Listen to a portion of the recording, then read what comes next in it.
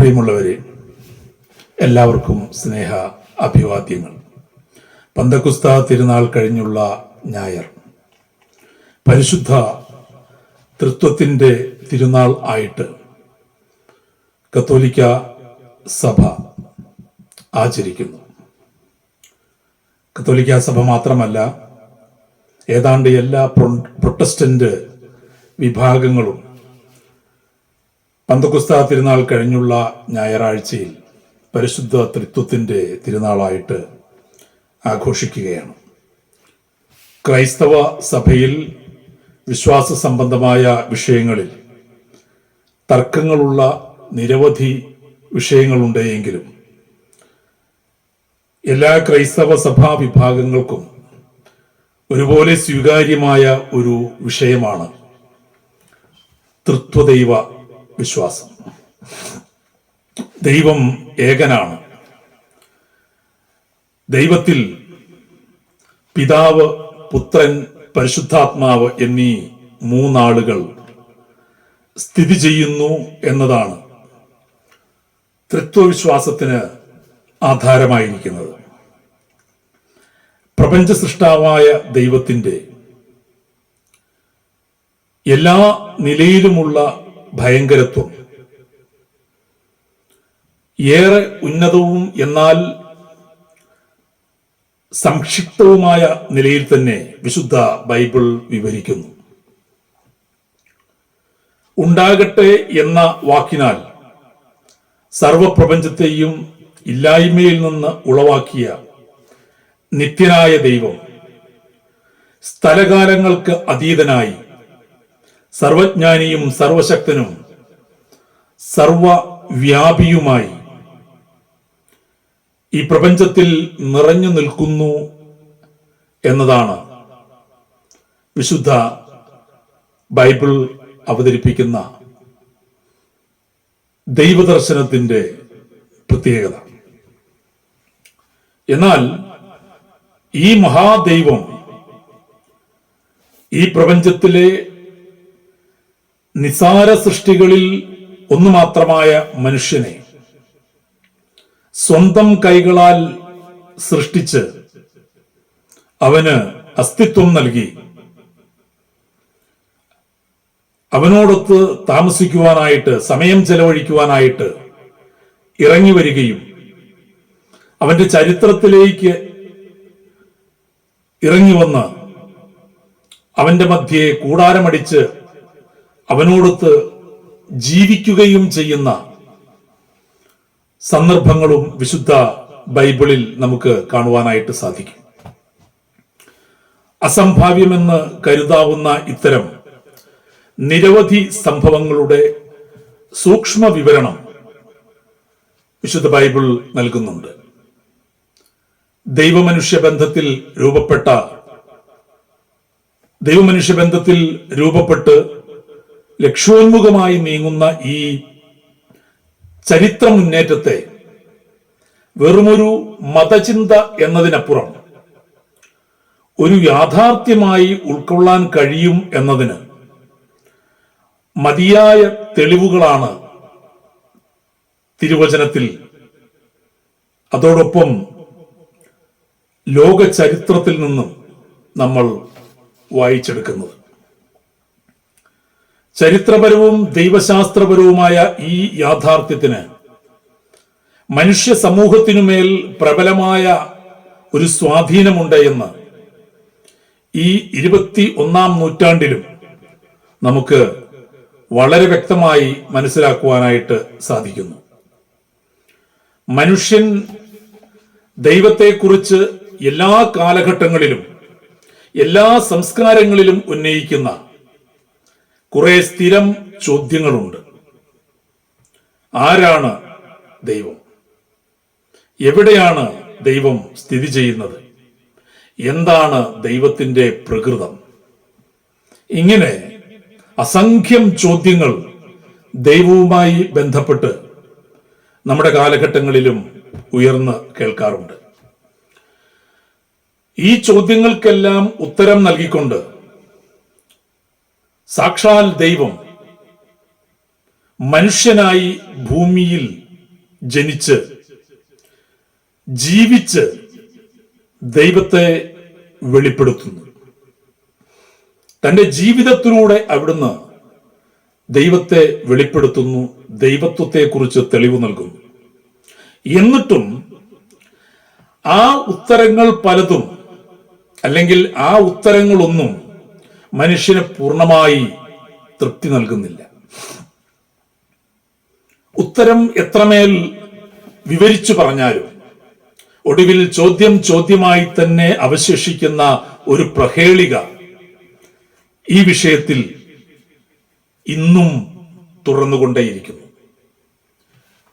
എന്താണ് അതിന് കാരണം? ഇതിനുള്ള ഉത്തരം തേടി പല നിലകളിൽ പണ്ഡിതന്മാർ, ചിന്തകന്മാർ എല്ലാം പല വഴികളിൽ സഞ്ചരിച്ചിട്ടുണ്ട്. എന്നാൽ എനിക്ക് വളരെ തൃപ്തി നൽകിയ ഒരു ഉത്തരം ഒരു പുസ്തകത്തിൽ ഞാൻ വായിച്ചു. Jewish doctors meet the great physician എന്ന ഒരു പുസ്തകത്തിൽ ഡോക്ടർ റിച്ചാർഡ് ഹാർവി എന്ന ഒരു യഹൂദനായ ഫിസിഷ്യൻ, അദ്ദേഹം യഹൂദനാണ്, പക്ഷേ ക്രിസ്തുവിശ്വാസത്തിലേക്ക് വന്ന ഒരു യഹൂദ പാരമ്പര്യമുള്ള വ്യക്തിയാണ്. അദ്ദേഹം എഴുതിയ ജൂഷ്നെസ് ആൻഡ് ട്രിനിറ്റി ഓഫ് ഗോഡ് എന്ന ഒരു ലേഖനത്തിൽ ദൈവത്തെ സംബന്ധിച്ച് വളരെ ശ്രദ്ധേയമായ ഒരു പ്രസ്താവന നടത്തിയിട്ടുണ്ട്. Contemplation of the infinite is always confusing to infinite beings. എന്നുവെച്ചാൽ അപരിമേയനായ ദൈവത്തെ മനനം ചെയ്യുമ്പോൾ പരിമിതനായ മനുഷ്യൻ പലപ്പോഴും ആശയക്കുഴപ്പത്തിലാകുന്നു.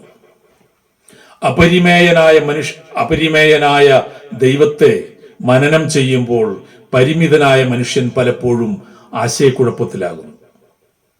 അപ്പോൾ മനുഷ്യത്വത്തിൽ ഉൾച്ചേർന്നിരിക്കുന്ന ഈ ആശയക്കുഴപ്പത്തിന്റെ തോത് ചരിത്രത്തിൽ വർദ്ധിച്ചുകൊണ്ടേയിരിക്കുകയല്ലാതെ അത് കുറഞ്ഞ ഒരു ചരിത്രമില്ല.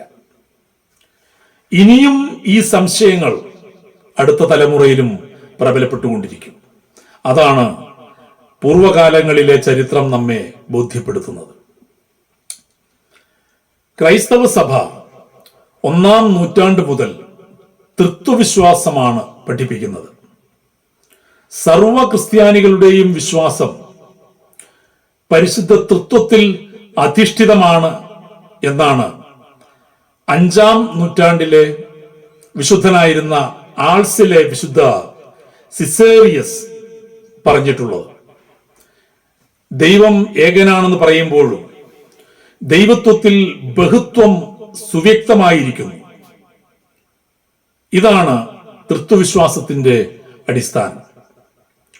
അപ്പോൾ പലരും ചോദിക്കുന്നത്, ദൈവിക ഏകത്വത്തിൽ ബഹുത്വമുണ്ടെങ്കിൽ അത് ബഹുദൈവ ആരാധനയാണോ, ബഹുദൈവ വിശ്വാസമാണോ എന്നാണ്.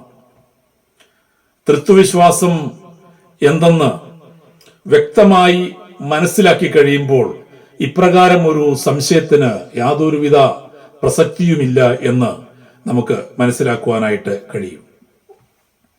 പിതാവും പുത്രനും പരിശുദ്ധാത്മാവും ഏകത്വത്തിൽ സ്ഥിതി ചെയ്യുമ്പോഴും എപ്രകാരം വിഭിന്നമായിരിക്കുന്നു എന്നും യേശുക്രിസ്തു ദൈവമോ മനുഷ്യനോ എന്നും തുടങ്ങി ലോകമതങ്ങളൊന്നും ദൈവത്വത്തെക്കുറിച്ച് അല്ലെങ്കിൽ ദൈവത്തെക്കുറിച്ച് നേരിടാത്ത 100 കൂട്ടം ചോദ്യങ്ങളാണ് ക്രൈസ്തവ സഭ ആരംഭകാലം മുതൽ തന്നെ നേരിട്ടുകൊണ്ടിരിക്കുന്നത്. ദൈവദത്തമായി വെളിപ്പെടുത്തിയില്ലെങ്കിൽ തൃത്വം എന്ന ദൈവികതയിലെ ഈ സങ്കീർണതയെ സംബന്ധിച്ച് മനുഷ്യന് സ്വാഭാവികമായി ചിന്തിക്കേണ്ട യാതൊരു സംഗതിയും ഇല്ല. അല്ലെങ്കിൽ ദൈവത്തെക്കുറിച്ച്, തൃത്വത്തിൽ അധിഷ്ഠിതനായിരിക്കുന്ന ദൈവത്തെക്കുറിച്ച് ദൈവം വെളിപ്പെടുത്തിയില്ലെങ്കിൽ അത് അറിയുവാൻ മനുഷ്യന് യാതൊരു മാർഗവും ഉണ്ടായിരിക്കുകയില്ല. ദൈവം ഏകനാണ്, ഗോഡ് ഈസ് വൺ എന്നതിനെ, ഒന്ന് എന്ന സംഖ്യയെ, വൺ എന്ന് പറയുന്ന ആ സംഖ്യയെ, ആ ന്യൂമറിക്കൽ ഡിജിറ്റിനെ നമ്മൾ മനസ്സിലാക്കുന്ന വിധത്തിൽ വളരെ ലളിതമായി മനുഷ്യന് മനസ്സിലാക്കാൻ സാധിക്കുമെന്നിരിക്കെ, ദൈവത്തെ ഒന്ന് എന്ന ആ ഡിജിറ്റിനെ മനസ്സിലാക്കാൻ കഴിയുന്ന അത്രയും ലളിതമായി മനസ്സിലാക്കാൻ കഴിയുമെന്നിരിക്കെ, ദൈവിക ഏകത്വം എന്നത് തൃത്വാധിഷ്ഠിതമാണെന്നും എന്നാൽ പരിശുദ്ധ തൃത്വം ഏകമാണെന്നും ദൈവദത്തമായി വെളിപ്പെടുത്താത്തിടത്തോളം കാലം മനുഷ്യൻ ഇപ്രകാരം സ്വാഭാവികമായി ചിന്തിച്ചെടുക്കേണ്ട യാതൊരു സാധ്യതയും യാതൊരു ആവശ്യവും ഉണ്ടാവുകയില്ല.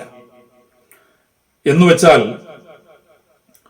തൃത്വം എന്ന സങ്കീർണമായ ആ ദൈവാവസ്ഥയെ ഊഹിച്ചെടുക്കേണ്ട, അനുമാനിച്ചെടുക്കേണ്ട യാതൊരു ആവശ്യവും മനുഷ്യനില്ല. എന്നാൽ ഈ തൃത്വം എന്ന, ദൈവം തൃത്വത്തിൽ അധിഷ്ഠിതനാണ് എന്ന ആ വിവരണം മനുഷ്യരാശിക്ക് നൽകിയത് നമ്മുടെ കർത്താവായ ഈശോ മിശിഹായാണ്. നമുക്കറിയാം, യോഹന്നാന്റെ സുവിശേഷം 13 മുതൽ 17 വരെയുള്ള ഭാഗങ്ങളിൽ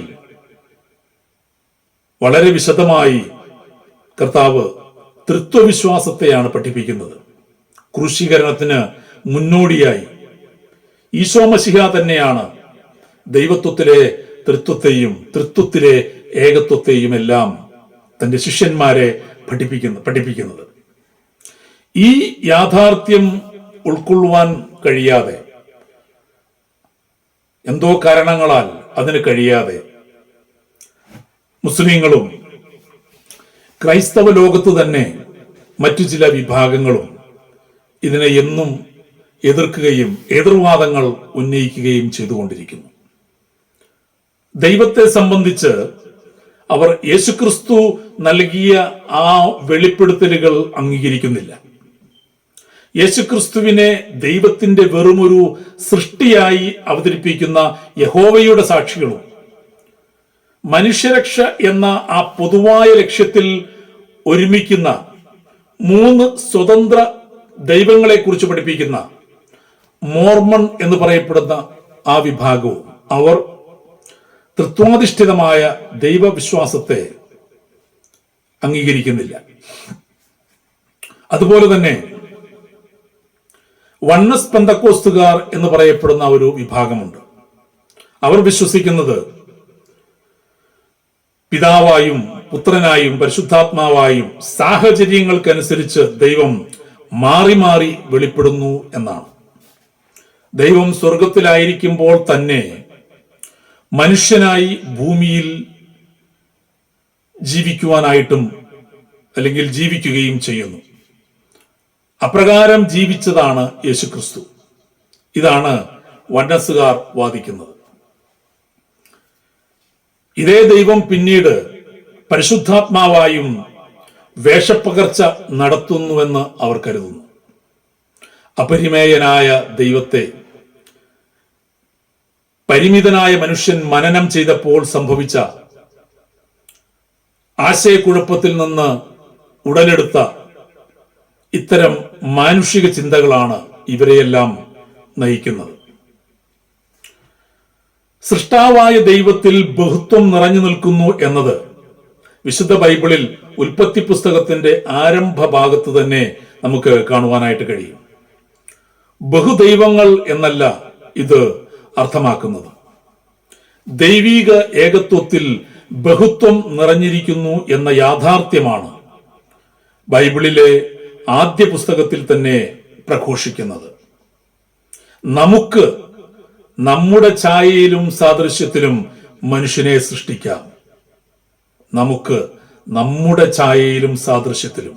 let us make man in our image after our likeness. ഇതാണ് ത്രിയേകത്വ വിശ്വാസ യാഥാർത്ഥ്യത്തിന് ആധാരമായ ആദ്യ ദൈവശബ്ദത്തിലൂടെ നാം കേൾക്കുന്നത്. തന്നിൽ ബഹുത്വം നിറഞ്ഞു നിൽക്കുന്നു എന്നത് ദൈവികമായൊരു പ്രസ്താവനയാണ്. ഇത് ബൈബിൾ വായിച്ച ഒരു കേവല മനുഷ്യന്റെ ഊഹാപോഹം ആയിരുന്നില്ല. ഈ വചനത്തോട് സാധർമ്യമുള്ള നിരവധി ദൈവവചന ഭാഗങ്ങൾ പഴയ നിയമത്തിലും പുതിയ നിയമത്തിലും നമുക്ക് കാണുവാനായിട്ട് കഴിയും.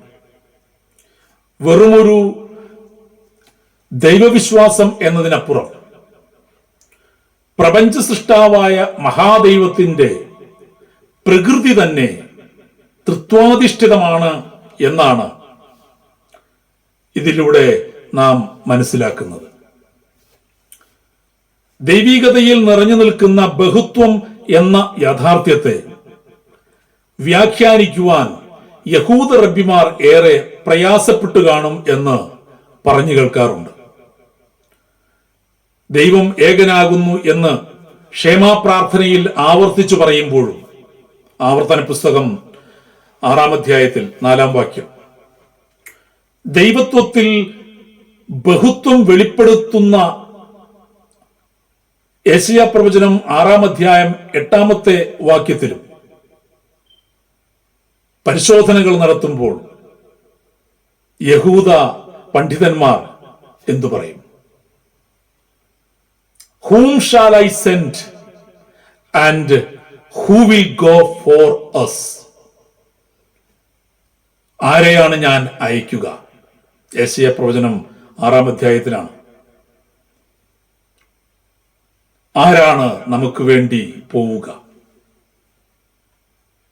ഇത് വ്യാഖ്യാനിക്കാൻ കഴിയാതെ യഹൂദ റബ്ബിമാർ വാസ്തവമായി കഷ്ടപ്പെട്ടു കാണും എന്നതിൽ ഒരു സംശയവുമില്ല. അപ്പോൾ ദൈവിക ഏകത്വ ബഹുത്വങ്ങളെ വരച്ചു കാണിക്കുന്ന ഉൽപ്പത്തി പുസ്തകത്തെയും അതുപോലെ തന്നെ യെശയ്യാ പ്രവചനത്തെയും കുറിച്ച് ഞാൻ പറഞ്ഞു.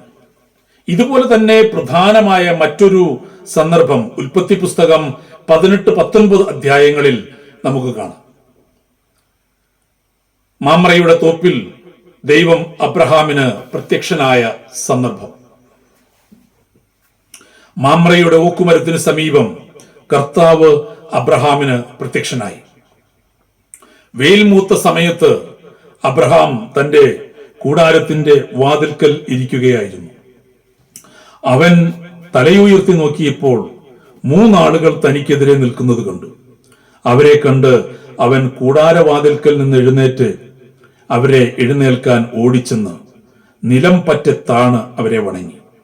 അവൻ പറഞ്ഞു, യജമാനനെ, അങ്ങ് എന്നിൽ സംപ്രീതനാണെങ്കിൽ അങ്ങയുടെ ദാസനെ കടന്നു പോകരുത്. ഈ വാക്യം സൂക്ഷിച്ചു വായിച്ചാൽ വളരെ ശ്രദ്ധേയമായ പല കാര്യങ്ങളും തൃത്വവിശ്വാസ സംബന്ധിയായി നമുക്ക് കാണുവാനായിട്ട് കഴിയും. അബ്രഹാമിന് കർത്താവ് ബഹുത്വത്തിൽ പ്രത്യക്ഷനാകുന്നു. അബ്രഹാം മൂവരെയും ഏകനായി ഏകത്വത്തിൽ അഭിസംബോധന ചെയ്യുന്നു. ഇനിയും വാക്യം 10 വരുമ്പോൾ വിചിത്രമായ ആ സംഭാഷണം നമുക്ക് കാണാം. അവർ അവനോട് ചോദിച്ചു, നിന്റെ ഭാര്യ സാറായി എവിടെ? കൂടാരത്തിലുണ്ട്, അവൻ മറുപടി പറഞ്ഞു. കർത്താവ് പറഞ്ഞു, വസന്തത്തിൽ ഞാൻ തീർച്ചയായും തിരികെ വരും. അവർ ചോദിക്കുന്നു എന്ന് വാക്യം 9 നമ്മൾ കാണുന്നു. എന്നിട്ട് പറയുന്നു, ഞാൻ തീർച്ചയായും വരും എന്ന് ഏകവചനത്തിൽ മറുപടി. അവർ ചോദിക്കുന്നു എന്ന് വാക്യം 9, പിന്നെ ഞാൻ തീർച്ചയായും വരും എന്ന ഏകവചനത്തിൽ മറുപടി. അബ്രഹാമിന് പ്രത്യക്ഷനായ വ്യക്തി ഏകനായിരിക്കുമ്പോഴും ബഹുത്വത്തിൽ കാണപ്പെടുന്നു. ആ ബഹുത്വ പ്രഭാവത്തിൽ നിൽക്കുന്നവൻ നിമിഷാർദ്ധത്തിനുള്ളിൽ ഏകനായും കാണപ്പെടുന്നു. ഏകത്വത്തിൽ നിന്ന് ബഹുത്വത്തിലേക്കും ബഹുത്വത്തിൽ നിന്ന് ഏകത്വത്തിലേക്കുമുള്ള ദൈവികതയുടെ ഈ നിഗൂഢമായ ചാഞ്ചാട്ടത്തിന് സാക്ഷിയായവനാണ് വിശ്വാസികളുടെ പിതാവായ അബ്രഹാം. അബ്രഹാമിന്റെ തുടർന്നുള്ള എല്ലാ വിശ്വാസവും വിധേയത്വവും അസാധാരണമായ വിധത്തിൽ ബഹുത്വത്തിൽ കാണപ്പെട്ട ഈ ഏകനോടായിരുന്നു. അതായിരുന്നു അബ്രഹാമിന്റെ വിശ്വാസത്തിന്റെ സവിശേഷത. ഏകത്വം ദർശിക്കുന്നിടത്ത് തന്നെ ബഹുത്വവും, ബഹുത്വത്തിൽ നിലകൊള്ളുമ്പോൾ ഏകനായും. ദൈവികതയിൽ കാണപ്പെടുന്ന ഈ വിസ്മയകരവും നിഗൂഢവുമായ ദൈവികതയുടെ ഈ ആന്തോളനത്തിനു മുന്നിൽ ഭക്തിപൂർവമായ മൗനം മാത്രമായിരുന്നു യഹൂദ റബ്ബിമാർക്ക് ഉണ്ടായിരുന്നത്. അത് മാത്രമേ അവർക്ക് സാധ്യമാവുകയുള്ളായിരുന്നു. വാസ്തവമായി ദൈവത്തെ അടുത്തറിയും തോറും ഈ മൗനമാണ് യഹോവ ഭക്തനെ വ്യത്യസ്തനാക്കുന്നത്. സങ്കീർത്തനം 46:10 ഒരു വാക്യം ഇതിനോട് ചേർത്ത് പറയട്ടെ. അവിടെ നമ്മൾ വായിക്കുന്നു, ശാന്തമായിരിക്കുക, നിശബ്ദമായിരിക്കുക, ഞാൻ ദൈവമെന്ന് അറിഞ്ഞുകൊള്ളുക. സങ്കീർത്തനം 110 ഒന്നാമത്തെ വാക്യത്തിൽ വായിക്കുന്നു, കർത്താവ് എന്റെ കർത്താവിനോട് അരുളി ചെയ്തു, ഞാൻ നിന്റെ ശത്രുക്കളെ നിന്റെ പാദപീഠമാക്കുവോളം നീ എന്റെ വലത്തുഭാഗത്തിരിക്കുക. ഇവിടെ ദാവീദ് 2 കർത്താക്കന്മാരെയാണ് കാണുന്നത്. കർത്താവ് എന്റെ കർത്താവിനോട് എന്നത്. ഇപ്രകാരം ദാവീദ് എഴുതിയതിന്റെ അർത്ഥം വ്യാഖ്യാനിക്കുവാൻ കഴിയാതെയും കടുത്ത ഏകദൈവ വിശ്വാസികളായ യഹൂദ പണ്ഡിതർ എത്രമേൽ കഷ്ടപ്പെട്ട് കാണും എന്ന് ഊഹിക്കാൻ പോലും കഴിയുന്നില്ല. ഉൽപ്പത്തി പുസ്തകം 16-ാം അധ്യായം 6-ാമത്തെ വാക്യത്തിൽ 6 മുതൽ 10 വരെയുള്ള വാക്യങ്ങളിൽ ഹാഗാറും ദൈവത്തിന്റെ ദൂതനും തമ്മിലുള്ള സംഭാഷണത്തിൽ ദൈവത്തിന്റെ ദൂതൻ എന്ന പേരിൽ വെളിപ്പെടുന്ന വ്യക്തി ആരാണ് എന്നത് യഹൂദജ്ഞാനികൾ പ്രതിസന്ധി നേരിട്ട മറ്റൊരു വചനമാണ്. അതിന് കാരണം എണ്ണിയാൽ തീരാത്തവണ്ണം അത്രയധികമായി നിന്റെ സന്തതിയെ ഞാൻ വർദ്ധിപ്പിക്കും എന്നാണ് ഹാഗാറിന് പ്രത്യക്ഷപ്പെട്ട ദൂതൻ പറയുന്നത്. ഇവിടെ അധികാര ശബ്ദത്തോടെയാണ് ദൂതൻ ഞാൻ വർദ്ധിപ്പിക്കും എന്ന് പറയുന്നത്. ഇത്രമേൽ അധികാരത്തോടെ ഞാൻ വർദ്ധിപ്പിക്കും എന്ന് കൽപ്പിക്കുവാനായിട്ട് കേവലം ഒരു ദൂതന് എങ്ങനെ കഴിയും? ഇതേ രംഗം ഉൽപ്പത്തി പുസ്തകം 22:15 മുതൽ 17 വരെയുള്ള വാക്യങ്ങളിലും നമ്മൾ കാണുന്നു. അവിടെ അബ്രഹാമിനെ അനുഗ്രഹിക്കുന്ന ഒരു ദൂതൻ. ആ ദൂതൻ പറയുന്നു, ഞാൻ നിന്നെ ഐശ്വര്യമായി അനുഗ്രഹിക്കും. ഇവിടെ ദൈവത്തിന്റെ ശബ്ദത്തിൽ, അധികാര ശബ്ദത്തിലാണ് ഒരു ദൂതൻ പറയുന്നത്, ഞാൻ നിന്നെ അനുഗ്രഹിക്കും. അപ്പോൾ ഇപ്രകാരം ഒരു അധികാര ശബ്ദത്തോടെ സംസാരിക്കുവാൻ കഴിയുന്ന ആ ദൂതൻ ആരാണ്? പഴയ നിയമത്തിൽ ത്രിയേക ദൈവത്വം വെളിപ്പെടുന്നുണ്ട് എന്നതിന് ഏറെ ശക്തമായ വിവരണം നൽകുന്ന ഭാഗങ്ങളാണ് നമ്മൾ കണ്ടത്. ഇനി മറ്റൊരു ഭാഗം, അത് യെശയ്യാ പ്രവചനമാണ്. നമുക്ക് ഏവർക്കും സുപരിചിതമായ 6-ാം അധ്യായം. ഉസിയ രാജാവ് മരിച്ച ആണ്ടിൽ കർത്താവ് ഉന്നതമായ സിംഹാസനത്തിൽ ഉപവിഷ്ടനായിരിക്കുന്നത് പ്രവാചകൻ ദർശിക്കുന്നു. പഴയ നിയമ പശ്ചാത്തലത്തിൽ യഹോവയാണ് ഇതെന്ന് യഹൂദനും യെശയ്യാവും മനസ്സിലാക്കുന്നു. എന്നാൽ പുതിയ നിയമ പശ്ചാത്തലത്തിലേക്ക് വരുമ്പോൾ യോഹന്നാൻ 12-ാം അധ്യായം, യോഹന്നാന്റെ സുവിശേഷം 12-ാം അധ്യായം 41-ാമത്തെ വാക്യത്തിൽ പറയുന്നത്, യെശയ്യാ പ്രവാചകൻ മനുഷ്യാവതാരത്തിന് മുമ്പുള്ള ക്രിസ്തുവിനെ കണ്ടതാണ് ഇതെന്നാണ്. യേശുക്രിസ്തു തന്നെ അപ്രകാരം പറഞ്ഞതായി യോഹന്നാൻ സാക്ഷ്യപ്പെടുത്തുന്നു.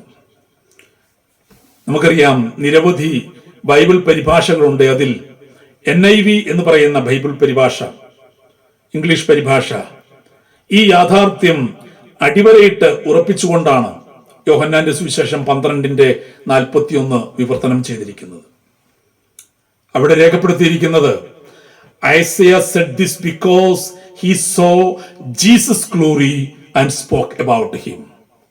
യെശയ്യാ പ്രവാചകൻ യേശുക്രിസ്തുവിന്റെ മഹത്വമാണ് ഇവിടെ കണ്ടത് എന്നാണ്. ഇതേ NIV പരിഭാഷ യോഹന്നാന്റെ സുവിശേഷം 1:18 നൽകിയിരിക്കുന്നതും വളരെ ശ്രദ്ധേയമായ ഒരു വ്യാഖ്യാനമാണ്, അല്ലെങ്കിൽ ഒരു പരിഭാഷയാണ്.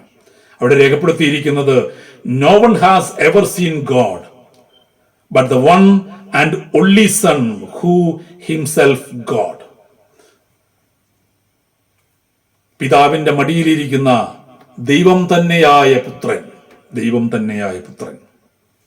നമുക്കറിയാം, യോഹന്നാന്റെ സുവിശേഷം 1-ാം അധ്യായത്തിന്റെ 1-2 വാക്യങ്ങളിൽ, ആദിയിൽ വചനമുണ്ടായിരുന്നു, വചനം ദൈവത്തോടു കൂടെയായിരുന്നു, വചനം ദൈവമായിരുന്നു, അവൻ ആദിയിൽ ദൈവത്തോടു കൂടെയായിരുന്നു എന്ന് രേഖപ്പെടുത്തിയിട്ടുണ്ട്. ഇവിടെ യേശുക്രിസ്തുവിന്റെ ദൈവത്വമാണ് വളരെ സ്പഷ്ടമായി യോഹന്നാൻ ശ്ലീഹ രേഖപ്പെടുത്തുന്നത്. പിതാവിനോട് അതേ സത്തയുള്ളവൻ എന്ന് നിത്യാവിശ്വാസ പ്രമാണം പ്രഘോഷിക്കുന്നത് ഇത്തരുണത്തിൽ വളരെ വളരെ ശ്രദ്ധേയമായ ഒരു വിശ്വാസ പ്രമാണത്തെയാണ് എന്ന്, വിശ്വാസബോധ്യത്തെയാണെന്ന് നമുക്ക് മനസ്സിലാക്കുവാനായിട്ട് സാധിക്കും. ദൈവത്തിന്റെ ആത്മാവ് എന്ന പേരിൽ പഴയ നിയമത്തിൽ 400 ഇടങ്ങളിൽ വെളിപ്പെടുന്ന ദൈവത്തിന്റെ ആത്മാവ്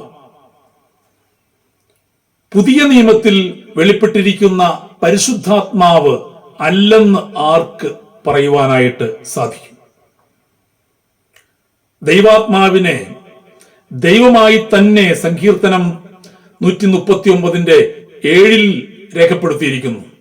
നിന്റെ ആത്മാവിനെ ഒളിച്ച് ഞാൻ എവിടേക്ക് പോകും? ദൈവാത്മാവിനെ മശിഹായുമായി ബന്ധിപ്പിച്ച് സംസാരിക്കുന്ന ഭാഗങ്ങളും പഴയ നിയമത്തിൽ നമുക്ക് കാണുവാനായിട്ട് കഴിയും. ദൈവത്തിന്റെ ആത്മാവ് തന്നെ സൃഷ്ടിച്ചു എന്നാണ് ജോബ് രേഖപ്പെടുത്തുന്നത്. ജോബിന്റെ പുസ്തകം 33:4. ഇക്കാര്യം സങ്കീർത്തനം 104 അതിന്റെ 3-ാം വാക്യത്തിൽ ആവർത്തിച്ചും പറയുമ്പോൾ, ദൈവത്വത്തിൽ സദാ പ്രവർത്തന നിരതനായിരിക്കുന്ന പരിശുദ്ധാത്മാവാം ദൈവത്തെയാണ് ഇവിടെയെല്ലാം വെളിപ്പെടുത്തിയിരിക്കുന്നത്. വാസ്തവത്തിൽ പിതാവും പുത്രനും പരിശുദ്ധാത്മാവും എന്ന ദൈവിക ത്രിയേകത്വത്തിലെ ബഹുത്വം പഴയ നിയമ ബൈബിളിന്റെയോ അപ്പോസ്തലന്മാരുടെയോ ഒരു സൃഷ്ടിയല്ല. പിതാവായി, പുത്രനായി, പരിശുദ്ധാത്മാവായി ഏകസത്യ ദൈവം വിവിധ ഘട്ടങ്ങളിൽ വെളിപ്പെട്ടുകൊണ്ട് തന്നിലെ ബഹുത്വം സ്പഷ്ടമാക്കുന്ന നിരവധി സന്ദർഭങ്ങളുണ്ട്. ഈ സന്ദർഭങ്ങളുടെ ആ തിരത്തള്ളലിൽ പരിശുദ്ധാത്മ പ്രചോദിതരായ എഴുത്തുകാർക്ക് ഈ യാഥാർത്ഥ്യത്തെ രേഖപ്പെടുത്തി വെക്കേണ്ടി വന്നു. അതാണ് വാസ്തവം. പഴയ നിയമ ഗ്രന്ഥങ്ങളിൽ വളരെ സുവ്യക്തമായിരിക്കുന്നതും മാനുഷിക ചിന്തകൾക്കും മനനങ്ങൾക്കും അതീതമായി വർത്തിക്കുന്നതുമായ ദൈവീകതയുടെ അതിശയിപ്പിക്കുന്നതും നിഗൂഢവുമായ ആന്തോളനമാണ് ഇവിടെയെല്ലാം ദൃശ്യമാകുന്നത്. കൊരിന്ത്യലേഖനം 1 കൊരിന്ത്യലേഖനം 13-ാം അധ്യായത്തിലെ ഒരു വാക്യം വായിച്ചുകൊണ്ട് ഈ ചിന്ത ഇവിടെ അവസാനിപ്പിക്കുകയാണ്. 1 കൊരിന്ത്യലേഖനം 13-ാം അധ്യായം 12-ാമത്തെ വാക്യത്തിൽ രേഖപ്പെടുത്തിയിരിക്കുന്നു, ഇപ്പോൾ നമ്മൾ കണ്ണാടിയിലൂടെ അവ്യക്തമായി കാണുന്നു, അപ്പോഴാകട്ടെ മുഖാഭിമുഖം ദർശിക്കും. ഇപ്പോൾ ഞാൻ ഭാഗികമായി അറിയുന്നു, അപ്പോഴാകട്ടെ ദൈവം എന്നെ പൂർണ്ണമായി അറിയുന്നത് പോലെ ഞാനും പൂർണ്ണമായി അറിയും. ദൈവത്വത്തെ ചൂഴ്ന്നു നിൽക്കുന്ന ഈ നിഗൂഢവും സങ്കീർണവുമായ ആ ബഹുത്വ പ്രഭാവത്തിനു മുന്നിൽ കമിഴ്ന്നു വീണ് ആരാധിക്കുക എന്നല്ലാതെ പരിമിതനായ മനുഷ്യന് എന്തു കഴിയും? പ്ലൂറാലിറ്റി ഇൻ ദ മജസ്റ്റി, മഹത്വത്തിലെ ആ ബഹുത്വം എന്ന ആ യാഥാർത്ഥ്യത്തെ, ദൈവീക യാഥാർത്ഥ്യത്തെ വിശ്വസിച്ച് ആരാധിച്ച് ക്രിസ്തീയ ജീവിതയാത്രയിൽ നമുക്ക് മുന്നേറാം. പിതാവും പുത്രനും പരിശുദ്ധാത്മാവുമായ ഏക സത്യദൈവത്താൽ എല്ലാവരും അനുഗ്രഹിക്കപ്പെടട്ടെ. Thank you.